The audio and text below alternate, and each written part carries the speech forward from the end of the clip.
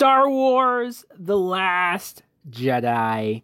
I know this movie is very controversial. In fact, this may be the most controversial Star Wars film in history, especially amongst the fans. I made my review back when it first came out, and I was pretty favorable, although I had issues at the time. But this time, I want to get in depth and I'm going to pay attention to the negative stuff, to be honest. Sure, I might mention some of the good stuff, but I feel like this movie was such a missed opportunity for so many reasons. It's directed by Rian Johnson, who I do like as a director. I love Looper and Brick, so this guy knows what he's doing, and he shot the film well. Like, there are moments where it looks great, cinematography and special effects and whatnot. So the beginning of the movie, it takes place right after The Force Awakens, like just days after The Force Awakens, which is fine. I know some people were like, what? Because every Star Wars episode usually takes place years after the last one, but I don't care about that. What I want to talk about is the big battle that we see at the beginning, and we meet Paige Tico. Paige is a fighter who she bombs these ships who are coming after them, and she sacrifices herself. She drops the bombs and blows herself up in a heroic effort. I know Poe Dameron was the one who was leading the mission, so he'll take the credit for it. But in this short scene with Paige, I grew attached to her. She didn't speak all that much, but just looking at her and how good her acting was in the rush and the emergency of the situation, and how desperate she was, how she almost fails but then keeps persisting and gets the job done. Why couldn't we follow her as one of the newer characters in this film? Because then we get introduced to Kelly Marie Tran, who plays Rose, her sister. And look, I know that Star Wars fans, and certain people have attacked Kelly Marie Tran online, and they've said some messed up stuff to her, racist stuff to her, making fun of the way she looks and whatnot. And I'm not here to do that at all. As an actress, I think she's fine. It's just the character gets on my nerves watching this movie. For example, well, you have that scene, that random scene with Maz Kanata. Maz Kanata, who I thought was an interesting character in The Force Awakens, and how she helped Rey with the lightsaber and going towards that pass. This scene is just so random. It's like, oh, we just need a scene with her in it, so let's just throw this in, of her in the middle of a shootout, and it looks like a video game. She's explaining that it's really just a civil debate going on, so it's not even serious. And so not only is that random, but the information that she tells our crew about needing to find a code breaker, and so you think, okay, well, maybe this is going to be a serious side plot, like this is going to mean something, this is going to matter. And so that's when Rose and Finn go to Canto Bight, and I don't. This is probably my least favorite part of the movie, when they do go to Canto Bight and you're seeing this casino with all of these rich people and all of the creatures and whatnot. I'm not saying I hate it just because of that, because this is Star Wars and this is for kids. I acknowledge this is for kids. I'm not looking for the most adult story ever. For example, Porgs is something that I don't really particularly care for, but I get it's for kids and kids love it. And I've talked to a lot of people who have liked Porgs, bought Porgs. So, okay, fine, sure. But the moment when we see Justin Theroux as the Master Codebreaker, he has that one quick scene and then he's gone. Like, they don't even get to talk to him, and it was just a wasted cameo, if you ask me. We meet Benicio del Toro as DJ, and obviously he's a great actor. obviously, when he first got cast, I thought, ooh, wow, what character is he going to play? Is he going to play a Sith Lord? Is he going to play just a big time villain?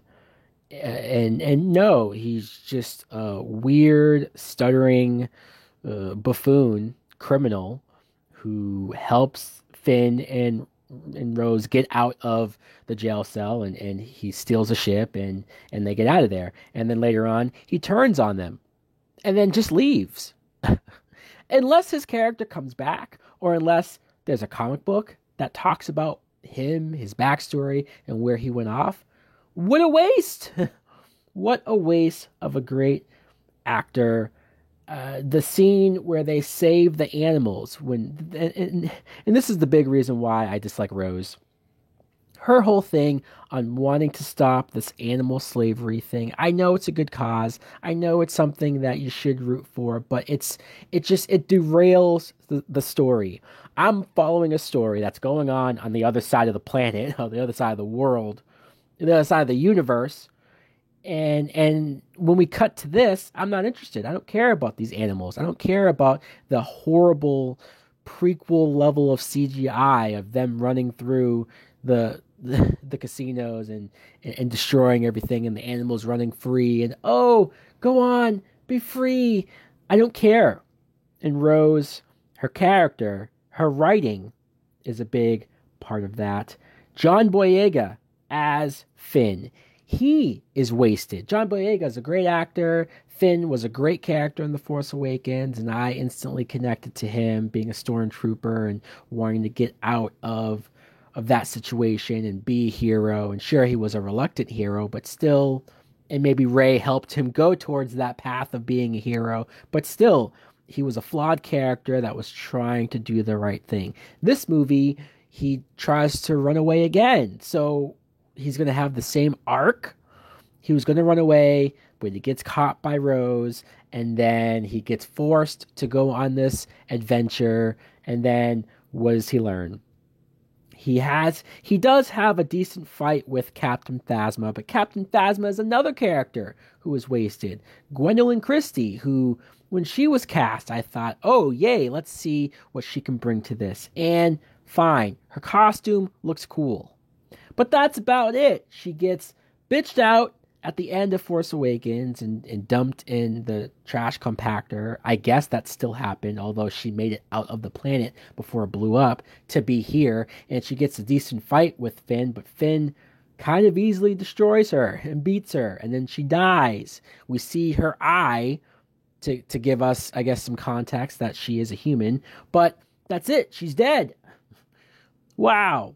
Maybe she's supposed to be the Boba Fett of this new trilogy, where Boba Fett, when you look back, really didn't do a whole lot, but for whatever reason, he looked cool, so people loved him.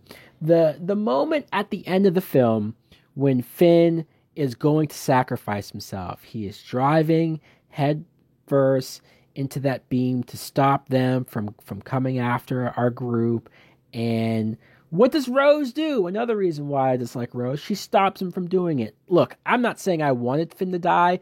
I'm not saying that if he had died, I would have been happy. But at least it would have given him an arc. At least it would have given him that hero's journey of, yes, I now know what it takes to be a hero. But she stops him by crashing into him with her ship. So it's like, wait, that could have killed you both. And then she tells him how we need to save what we love, and she kisses him in an awkward kiss because he doesn't kiss her back, and it's just no love story. No, this isn't the time. This isn't the place. I don't care about Rose and Finn getting together. What the F? This whole side plot is terrible, and so I wanted to get that out of the way. That whole journey, that whole adventure between these two characters could have been cut out completely, and it wouldn't have changed anything. Let's be honest. We go to Oscar Isaac as Poe Dameron. Poe Dameron was a character in Force Awakens that I loved, that I enjoyed. I know he was originally supposed to get killed off, but he didn't. So I was so curious to see what they would do with him in the next movie. And what did they do with him? he becomes a guy who, sure, he makes the joke about I can't hear you and blah blah blah. Some people don't like that. I'm fine. I'm okay with it. But his whole arc is that he doesn't follow orders, which, okay, maybe they want to make him like a rebel. They want to make him like a Han Solo type, a guy who's going to do his own thing, and that's fine if you want to do that. But if he's consistently arguing with whoever the leader is, whether it's Leia or whether it's Holdo, played by Laura Dern, somebody who comes in and they present us her like she is a villain or somebody you can't trust or somebody to be wary of. Laura Dern's demeanor, the purple hair, which you don't really understand why she has the purple hair. She's being very secretive about her plan. And so, yeah, obviously Poe is going to be wary of her and he veers off to do his own thing. And you even have a standoff with them. And then you find out that no, she actually does have the best intentions at heart. Holdo sacrifices herself, and I'll be honest, that shot of the ship going through the other ship and how there was no sound and how gorgeous it looked in a theater. I'll admit it looked gorgeous. Again, positive, but it just seemed convoluted how we got to this point. The character Holdo was never characterized in a good enough way to where I care about her sacrifice. By the time I start to try to get to know her, she's already gone. And it really doesn't make any sense why, after all of this, after Oscar Isaac, you could argue that he didn't fully trust his leaders, that he didn't just go along with whatever they were going to do, even though they didn't tell him about it. They should have told him about it. They absolutely should have told him. He's a high-ranking commander, but they didn't tell him, so he acted weary. And it makes all of them seem at fault. It makes all of them look sketchy.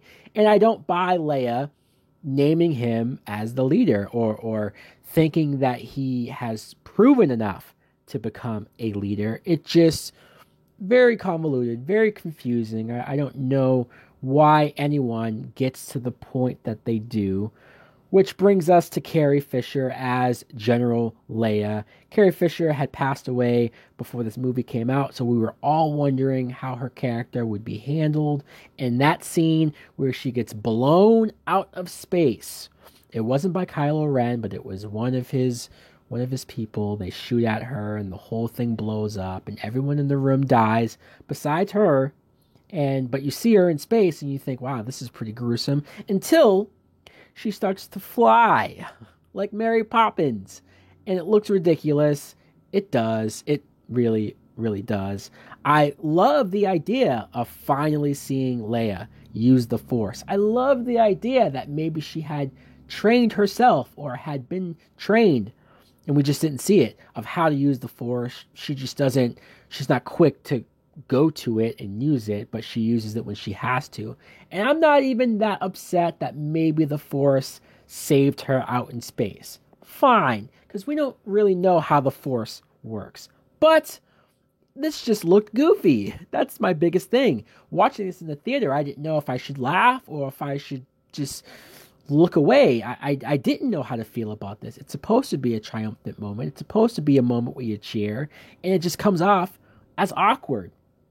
And at this point now, it's the only time we'll ever see Leia in that way use the Force. There's so many other ways we could have seen her do it. You could have had the side of the wall of the ship blow up like it does, but have Leia use the Force to stop the hole from opening up, to stop them from getting sucked out, to hold it off long enough for them to get out of that room. That would have been special. That would have looked cooler. But no, we had this weird moment. Daisy Ridley. Remember her as Rey, our main character? Well, she ended The Force Awakens with finding the island where Luke was and giving or presenting to him the lightsaber. And you thought, that cliffhanger especially, Luke doesn't say anything. He just looks epic. You couldn't wait to see where that was going to go. You couldn't wait to see what type of a man Luke Skywalker is. as a Jedi Master. He's at the age that Obi-Wan was. I couldn't wait to see how much wiser he was, how much more, even if he's hardened, even if he's a little angry about the way things turned out, I still saw him as a hero. So what do? We have Mark Hamill he takes the lightsaber and he tosses it over his shoulder like it's nothing. Why? You could have even had him take the lightsaber and then reject it by just giving it back to her, or looking unsure and looking sad when he takes it and then just walks away. You could have done this in so many ways that it feels like they went for the joke. And I heard that Rian Johnson said that they weren't going for a joke, that they were trying to play it serious. Well, then let's do another take, because the way Mark Hamill throws the lightsaber, it looks goofy, and I remember people in the theater laughing, and I remember going, huh? This isn't what I wanted to see.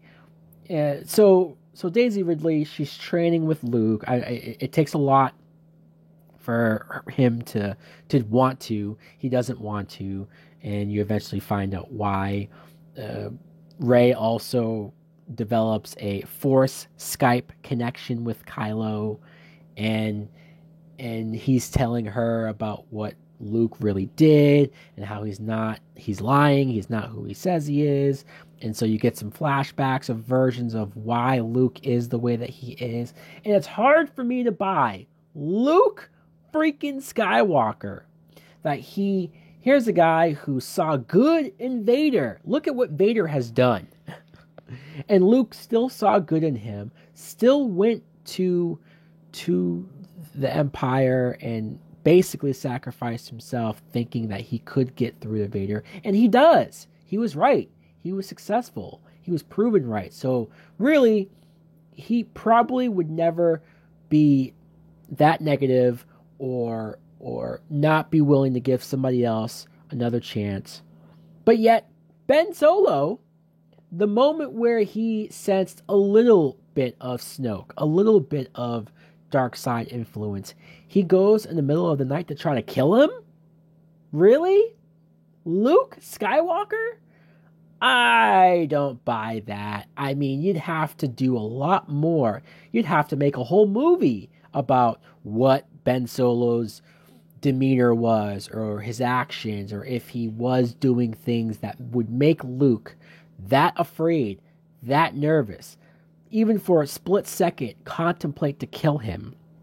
It's no wonder why Kylo got scared when he woke up and saw him. It's no wonder why he went off the way that he did and joined with Snoke. It all seems like it's trying to redeem Kylo in so many ways. Kylo shows Rey that her parents are nobodies.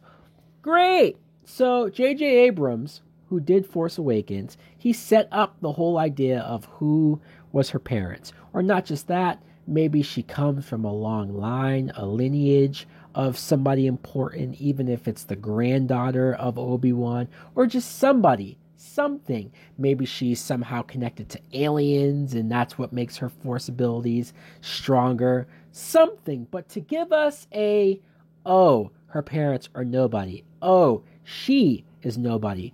Look, I don't mind the idea of the main hero not having a huge family lineage and that she is just somebody choosing to do the right thing. That's all well and good. If you didn't set up in the last movie that her parents were going to be somebody special. So they did away with that, and that's upsetting. You see Adam Driver as Kylo Ren, who I do like as an actor. I do like his Kylo because he's pretty much everything that I wanted from Anakin Skywalker in the prequels, but we didn't get.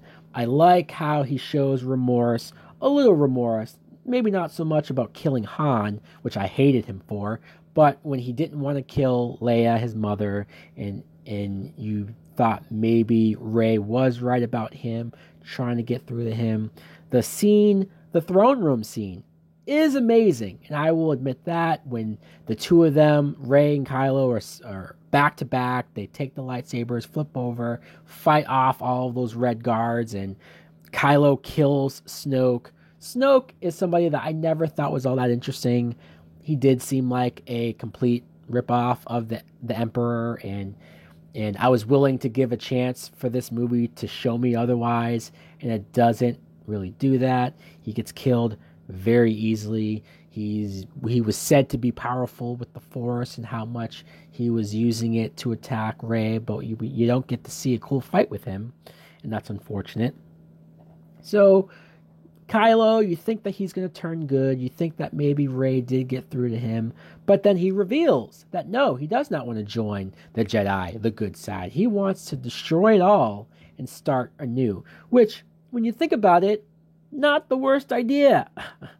It's not the worst idea because maybe the Jedi have lost their way. Luke has said that clearly on his own. And obviously, the Empire, or whatever the new version of the Empire these movies are saying is, they too are evil. So the fact that Kylo was even thinking about destroying that side says a lot. But he talked about just letting everyone die, and Rey couldn't stand for that, so she goes off. And Domhnall Gleeson as Hux, I've never really cared for him as Hux. For some reason, maybe it's the writing for Hux as a character. He's weaselly. There's a level of acting that Domhnall Gleeson, I've seen him in other movies where he's good, but this movie he's sniveling. He's kind of over the top. And the only time where I might have enjoyed him is, well, one, Snoke and Kylo bitch him out a couple times in this movie, throw him around and choke him around. But the one scene where Kylo was knocked out on the ground and Hux was thinking about trying to kill him, and then when Kylo started to move, he stops. That was very amusing. The one moment where Hux has something memorable to do. Let's talk about Yoda's scene. I did like the Yoda scene where he shows up to talk to Luke and basically get him back to the point where you want to see Luke there. It's obviously important, and it was great to see a puppet Yoda, not a CGI Yoda. I just wish that maybe we got a little bit more of it, or if you had what happened to Luke not happen, it would make the Yoda scene that much more special. Because Luke, you think after that conversation with Yoda, and after he destroyed the old Jedi textbooks, and that Luke is now ready to be a hero again. He's now learned the error of his ways, and he arrives for this big epic showdown with Kylo Ren, and they're about to go at it, and he's messing with Kylo, and he looks like the all-powerful Luke that we've been wanting to see. Until you find out that he's not really there! What the F? This was so frustrating when you find out that he's not really there. But I thought to myself, okay, they gave us a moment where Luke gets to reunite with Leia. Sure, he wasn't there, but you got to see it on screen. And maybe, just maybe, he's not really there because they're saving the epic battle. They're saving an epic lightsaber fight between Luke and Kylo for the third movie, for episode 9. Until you cut back to after he says, "See you around, kid," and after Kylo realizes that he was just distracting him, you see Luke dies. He used so much energy to force project himself on another planet that I guess he was too spent, or maybe he just became one with the Force. He disappears. His robe is left there. You see the two suns. Look, as far as seeing Luke die in front of two suns, or seeing two suns before his death, that is poetic, and that is a nice moment for him to go out, if he's going to go out. But the fact that they did it like this, and that you could have done this scene in episode 9, maybe, or you could have actually had him, if he's going to go out in a battle. I just didn't understand why you would have that cliffhanger of him and Kylo's fight. He says, "See you around," and then just dies. Because you're so happy that he's not really going to die from the fight with Kylo, that he is going to come back.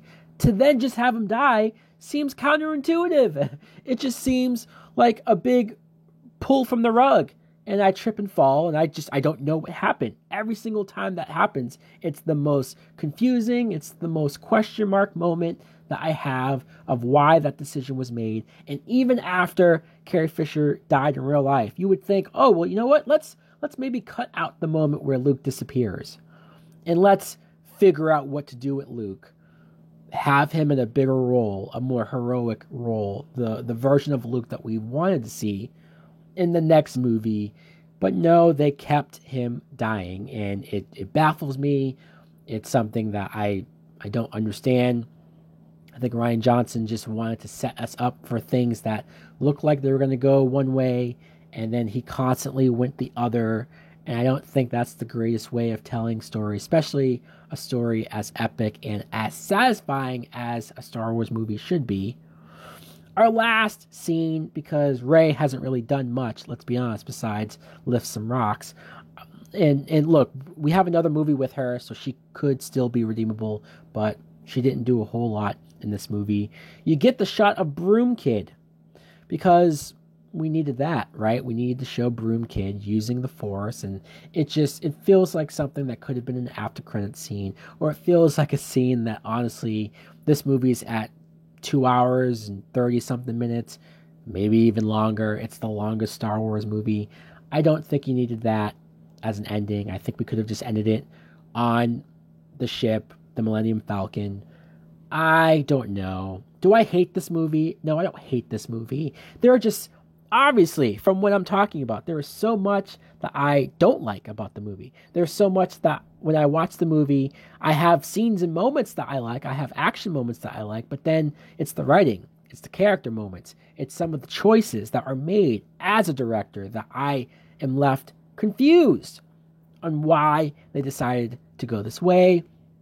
So guys, since episode 9 is coming out, let me know in the comments below, what do you think of The Last Jedi, the good and the bad? Did you think I was too harsh on it? This is an unholy rant, and I did feel justified in doing it. Thanks for listening. Like, comment, subscribe. Later!